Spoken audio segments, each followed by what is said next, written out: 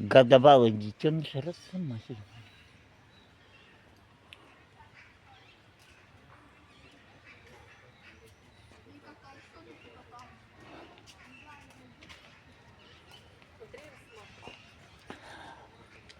Годовалый детеныш росомахи.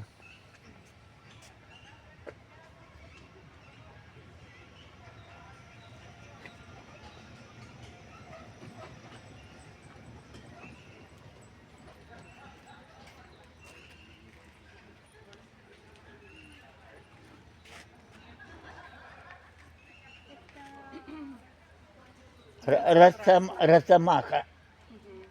Годовалый детеныш росомахи. Годовалый малыш перерос родителей ростом. Ну, а что делать? Бывает такое. Ну.